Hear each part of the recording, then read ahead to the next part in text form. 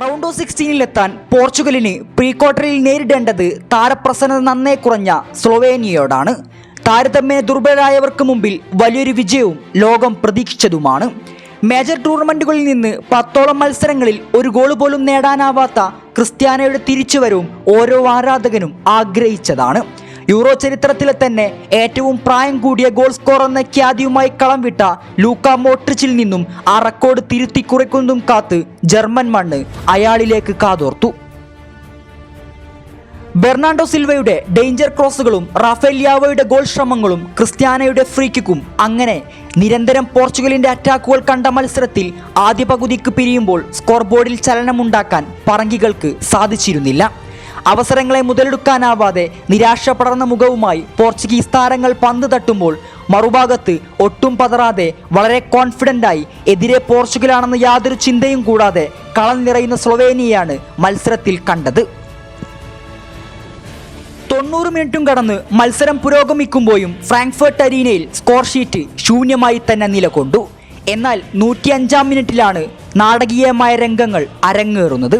പകരക്കാരനായി എത്തിയ ഡിയാഗോ ജോട്ടയിലൂടെ ലഭിച്ച പെനാൽറ്റി എടുക്കാൻ ക്രിസ്ത്യാനോ എത്തിയെങ്കിലും മത്സരത്തിൽ മികച്ച രീതിയിൽ വലകാത്ത ഒബ്ലാക്കിന് മുമ്പിൽ അയാൾ പരാജിതനാകുന്നു.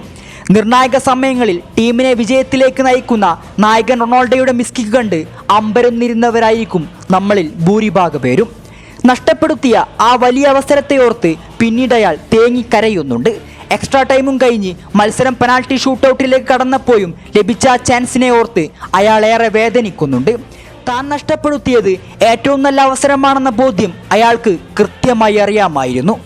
പൊട്ടിക്കരയുന്ന റോണോക്കരികിൽ ആശ്വാസവാക്കുകളുമായി സഹതാരങ്ങൾ എത്തിയതും എന്നേറെ സന്തുഷ്ടവാനാക്കി.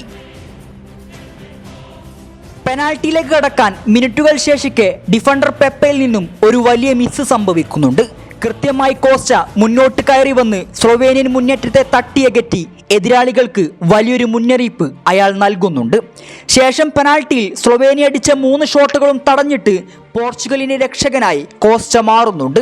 കഴിഞ്ഞ കോപ്പയിലും വേൾഡ് കപ്പിലുമായി മെസ്സിക്ക് വേണ്ടി എമി മാർട്ടിനസ് അവതരിച്ചതുപോലെ ഇവിടെ ക്രിസ്ത്യാനോക്കും പോർച്ചുഗലിനും വേണ്ടി കോസ്റ്റ ഉജ്ജ്വല പ്രകടനമാണ് ജർമ്മൻ മണ്ണിൽ നടത്തുന്നത്. ഒരുപക്ഷെ തോൽവിയാണ് പോർച്ചുഗൽ നേരിടേണ്ടി വന്നതെങ്കിൽ ക്രിസ്ത്യാനോ ഏറ്റുവാങ്ങേണ്ട പരിഹാസങ്ങളും വിമർശനങ്ങളും എത്രത്തോളമായേനെ. എന്നാൽ പറങ്കികൾക്ക് വേണ്ടി ക്രിസ്ത്യാനോ റൊണാൾഡോയ്ക്ക് വേണ്ടി ഡിയാഗോ കോസ്റ്റ എന്ന കാവൽ മാലാഖയുടെ അസാധ്യ പ്രകടനത്തിൽ പോർച്ചുഗൽ റൗണ്ട് ഓഫ് 16-ലേക്ക് കടന്നു.